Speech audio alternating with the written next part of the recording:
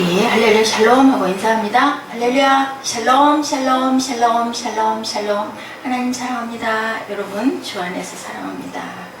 예, 신랑을 찾는 노래 적혀 있죠. 예, 술래미 여인이 그만 잠들려고 옷 다 벗고 속옷까지 다 벗고 발까지 다 씻고 들어누워서 게으름이 나가지고 두드리는 소리를 얼른 못 듣고 나중에 듣고 안 되겠네 게으 아이고 귀찮아 하다가 나갔더니 이미 신랑은 가고 없어서 어떻게 해요? 성 안을 샅샅이 뒤지러 나갔다가 순찰하는 자들에게 만났어요.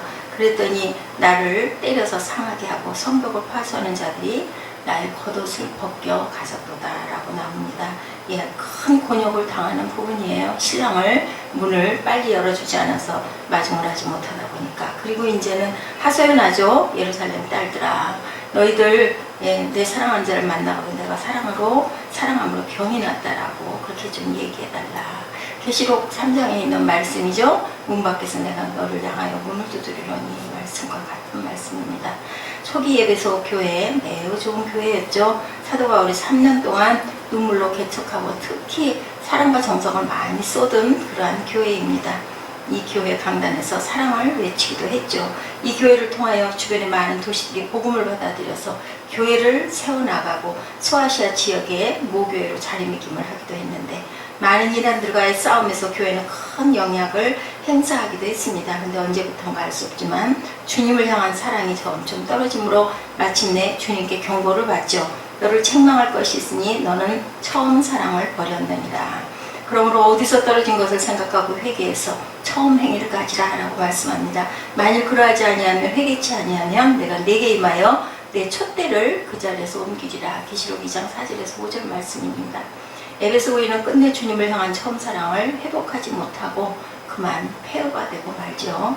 이런 역사적 사실을 오늘의 말씀과 같이 통하는 말씀, 그리고 또한 우리 한국교회와 저희들 우리 모든 성도들에게 무관한 얘기가 아닙니다.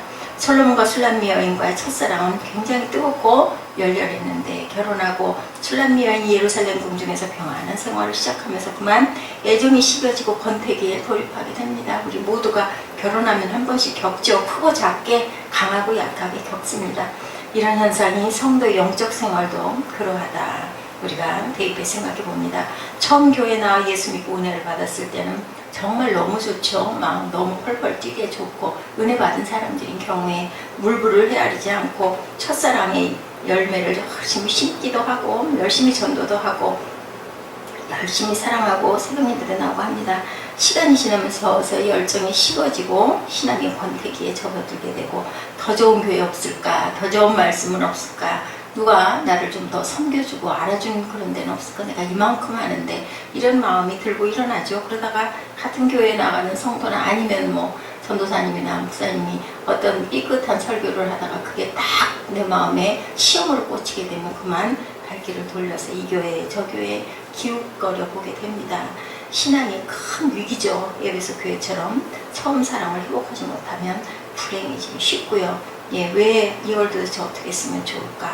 이런 위기를 잘 극복하면 믿음이 성숙하게 되는데 이런 신앙이 냉각기 외우고 어떻게 치료해야 되는가? 원인과 진단. 내가 잘지라도 마음은 깨었는데 5장 2절입니다. 나의 사랑하는 자의 소리가 들리는구나. 문을 두드려 이길 나의 누이 나의 사랑 나의 비둘기 나의 완전한 자야 문 열어다 하고 합니다. 그랬더니 자지만 나는 마음이 깨어있어 라고 얘기하는 부분이 중요하죠. 우리 그러죠. 난 기도 안 하지만 나 뭐 새로운 예배 못 가지만 마음으로는 항상 하나님 생각하고 있어. 저도 그랬어요. 이 말씀은 영적인 잠에 빠지는 성도가 항상 하는 얘기입니다. 일단 내 합리화를 하는 거죠. 아유 하나님 계시지 당연하지. 선하게 살아야지. 의롭게 행해야지. 의롭다 칭함 받았으니까 예배를 기뻐해야지. 찬양 열심히 해야지. 아유 그런데 내가 요즘에 목이 아파서 너무 피곤해서 이제 이렇게 되는 거죠. 기도는 안 하고 성경도 읽지 않지만 내 마음 안에 항상 하나님이 계셔. 내 중심을 보시잖아. 이렇게 얘기합니다. 게으름과 나태함, 영적인 연약에 처해 있으면서도 결코 나는 잠든 것이라고 절대로 생각하지 않죠. 아유 이달에는 정말 마이너스에서 11조 이달에 한 번만 내가 좀 건너뛰어야지. 이러다 보면 그 다음 달에도 또 그 다음 달에도 또 완전히 11조에서는 멀어지고 주일원금도 그냥 딱 일부만 쓸 게 얼만데 이거 어떻게 하나 이제 이런 갈등에 빠집니다. 이런 성도는 우리 이 말씀으로 영적 상태를 진단해 봐야 되겠죠. 나의 사랑하는 자의 소리가 들리는구나. 문을 두드려 이르기를 나의 누이 나의 사랑 나의 비둘기 나의 완전한 자야 문 열어다고 내 머리에는 이슬이 내 머리털에는 밤이슬이 가득하다라는 그 얘기를 우리가 절대로 잊지 말아야 되겠다라는 거 2절 말씀. 예, 오셔서 신부 찾아오셔서 우리 찾아오셔서 주님이 나는 정말 이게 다 젖었어. 너 문 좀 열어줄래? 예, 거기 팔레스타인 밤이슬이 엄청 많다고 그러죠. 예, 이스라엘 같은 분들이 새벽에 겟세마네 동산에 다녀오면 신발이 그만 금방 안까지 젖어버리고 만다고 그래요. 따라서 밤에 여행하는 사람들은 당연히 이슬을 맞아야 되고 의복이 습기로 당연히 젖는데 술람미 여인의 애인은 밤에 찾아왔기 때문에 이슬에 젖어 있다고 이렇게 하소연을 합니다. 솔로몬이 얼마나 그녀를 사랑했으면 밤이슬을 맞고도 이렇게 왔는데 그만 술람미 여인은 잠자려고 아니면 잠들어서 아니면 깨어있는데도 부시럭거리다가 그만 늦게 일어나는 바람에 신랑은 가버리고 없어요. 그러고 나니 고난을 당하죠. 파수병한테 옷 뺏기고 그죠. 아주 혼이 나는 그런 경우를 당합니다. 자, 3장 20절이죠. 계시록 볼지어다 내가 문 밖에 서서 두드리노니 누구든지 내 음성을 듣고 문을 열면 내가 그에게로 들어가 그가 그로 더불어 먹고 그는 나로 더불어 먹으리라. 예, 우리가 이런 게으름과 나태함에서 벗어나야 되겠는데 내가 옷을 벗었다 어찌 입겠으면 더군다나 내가 발을 씻었어 어찌 다시 더럽히야. 옷을 벗다가 있는데 옷이라는 것은 속옷을 얘기하고요. 그것은 우리 영적 상태로 속옷까지 벗어버렸다는 거예요. 다시 일어날 수도 없다. 우리가 신랑 오기 전에 집에서 혹시 속옷을 벗고 있지는 않은지 예, 영적인 아주 나태함을 얘기하고 있습니다. 예, 우리가 항상 기도의 속옷, 봉사의 속옷, 그리고 섬김의 속옷을 단단하게 입고 전신갑주로 무장을 하고 있어야 된다. 누가복음 12장 45절에서 46절입니다. 만일 주인이 더디 오리라 하여 노비를 때리며 먹고 마시고 취하게 되면 생각지 않은 날 알지 못하는 시간에 종의 주인이 이르러 어미 때리고 신실치 아니한 자에 받은 율에 처하겠다 하였는데 예, 어떨까? 우리는 과연 주님 맞을 준비를 하고 있는가? 보라 내가 도적같이 오겠다. 예, 계시록 16장 15절이죠. 누구든지 깨어 자기 옷을 지켜 벌거벗고 다니지 아니하며 자기 부끄러움을 보이지 아니하는 자가 복이 있도다. 속옷과 겉옷을 모두 벗은 것은 혹시 아닌가? 예, 우리가 깊이 생각해 봐야 됩니다. 계시록 19장 8절에도 그에게 허락하사 빛나고 깨끗한 세마포를 입게 하셨은즉 이 세마포는 성도들의 옳은 행실이로다. 우리가 옷을 입는다는 것은 영적으로 예, 우리가 무장한다라는 뜻을 가지고 있다라는 것. 우리가 준비할 옷이죠. 예, 구원을 확신하는 믿음의 옷, 주님의 말씀을 순종하는 성도의 아름답고 거룩한 삶의 옷, 맡은 직분에 충성하는 헌신의 옷을 꼭 잘 입어야 된다. 술람미 여인은 옷만 벗은 게 아니라 이제는 발까지 씻었다고 얘기합니다. 더 할 일이 없는 사람처럼 안심하고 완전 무장 잠잘 준비 태세를 취했다. 신랑의 방문은 아예 생각도 않고 기대도 안 했다. 영적인 의미죠. 이 세상에서 더 이상 주님께 헌신할 마음 없고 생각 없이 어떻게 그냥 밤 같은 세상에서 스스로 평안의 잠이나 잘 차비를 하고 있다. 교회는 그냥 주일날 한 번 가서 예배 잠깐 드리면 되지.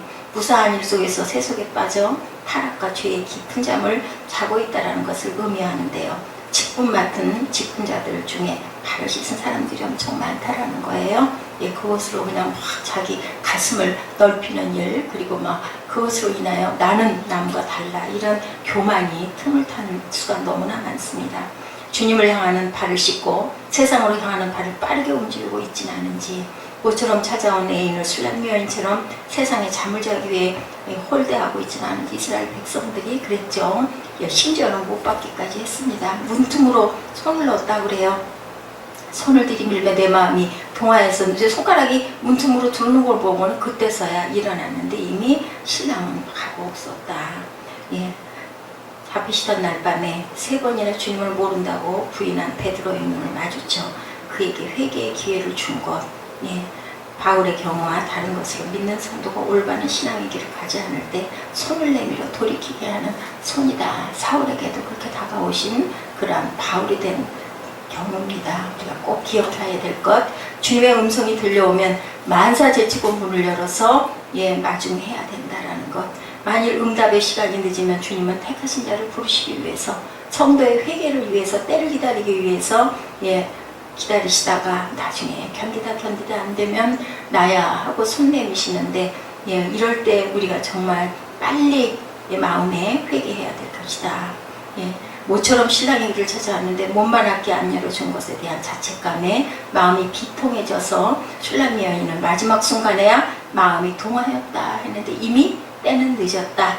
예, 몰약을 떨어뜨렸다고 그러죠. 5장 5절에 일어나서 나의 사랑하는 자와 위하여 문을 열 때 몰약이 내 손에서, 몰약의 집이 내 손가락에서 문빗장에 긋는구나. 예, 그 당시에 사치하고 호사스러운 생활을 하는 여성들이 몰약 주머니를 품에 품고 다녔대요. 밤에는 몰약을 침상에 뿌리고 발에 발랐다고 합니다. 향수를 뿌리는 것과 같은 일이죠. 그렇게 한 거죠. 이제 그는 시골의 포도원지기가 아니고요, 왕궁에서 호화로운 생활을 하는 여성이 후궁이 된 거죠. 신랑은 아주 어두운 심야에 찬 미소를 맞아가며 찾아왔는데 신부는 그를 맞을 생각도 않고 사치와 평안만을 누리고 있다라는 세상의 모습입니다. 예수 그리스도는 이 세상에 오셔서 십자가를 지시기까지 고생하고 우리를 건지셨는데, 예, 그 영광을, 예, 그것을 모두 다 본인의 출세와 형통의 축복만을 바라는 호사스러운 생활을 할 때가 얼마나 많은가. 우리는 뭐 다 똑같아요. 누구나. 아가서 5장 6절입니다. 내가 나의 사랑하는 자 위하여 문을 열었으나 그가 벌써 물러갔네. 그가 말할 때 내 혼이 나갔구나. 내가 그를 찾아도 못 만났고 불러도 응답이 없었구나.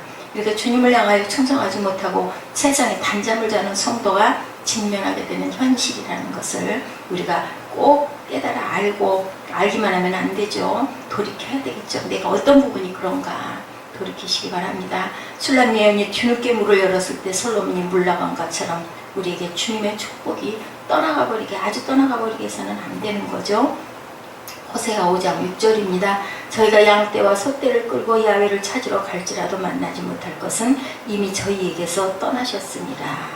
예, 뭐를 몰고 가도 소용이 없어요. 아무리 뭐 헌금 아니야 뭐를 드려도 때가 늦으면 소용이 없다. 이사야 55장 6절에 너희는 야훼를 만날 만한 때에 찾으라. 가까이 계실 때 그를 부르라.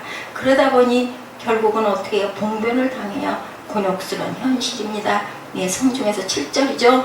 행순하는 자들이 나를 만나며 나를 쳐서 상하게 하고 성벽을 파수하는 자들이 나의 웃옷을 벗겨 취하였구나. 수치를 당하는 것을 나타내고 있습니다. 아가서 3장 4절에도 슐라미 여인은 과거에도 솔로몬을 찾아 예루살렘 성을 두루 다니다가 행순하는 자를 만난 일이 있는데 그때는 도움을 받죠. 그러고 나서 그 행순하는 자 지나치고 나서는 바로 길도 찾고 만나게 됩니다. 그런데 행순하는 자들에게 매를 맞고 이제는 옷을 뺏기고 말았다라는 거예요. 그때 우리 행순자들에 대해서 선지자들이라는 그런 그 해석을 했었어요. 근데 이번에는 완전히 봉변을 당해요.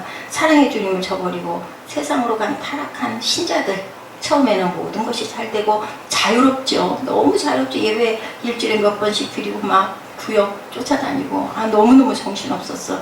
그래서 그냥 나 편하게 믿을 거야. 그게 바로 제 얘기예요. 그리고 너무 편하고 너무 자유로워요. 근데 결국은 어떻게 돼요? 네, 결국은 이렇게 봉변을 당하고 옷도 뺏기고, 그죠? 성공인 것 같지만 실패고, 행복인 것 같지만 불행이고, 자유인 것 같지만 방종이 되고, 그리고 마지막은 절망과 그리고 사망으로 이른다라는 것. 5장 8절입니다. 예루살렘 여자들아, 너희에게 내가 부탁한다. 너희가 나의 사랑한 자를 만나거든 내가 사랑으로 병이 났다고 하려무라. 사랑으로 병이 났다는 것은 하나님의 사랑을 받지 못함으로 모든 것들이 비정상적이 되고 말았다는 겁니다.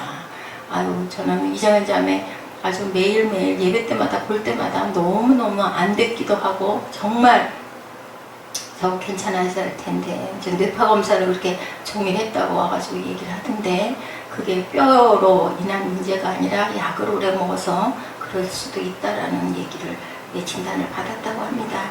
어떻게 하면 좋을까?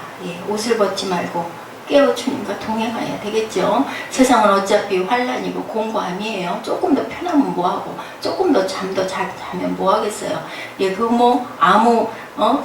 저게 없이 그냥 계속 누워있으면 막 저는 눈이 빠지려고 하더라고요. 너무 피곤할 때 누워야 정말 자는지도 모르게 단잠 자고 눈 뜨면 아침이고 얼마나 상큼하고 좋은지 우리가 처음 사랑 절대로 버리지 말고 에베소 성도들처럼 끝까지 그렇게 돌이키지 않아가지고 야단 맞지 말고 발 씻지 말고 열심히 기도하고 봉사하고 신앙생활을 향상시킬 수 있는 저와 여러분들, 그래서 주 안에서 큰 힘과 용기를 얻고 담대한 승리의 삶을 살아가는 저와 여러분 되시기를 주님의 이름으로 축복합니다. 기도하시겠습니다.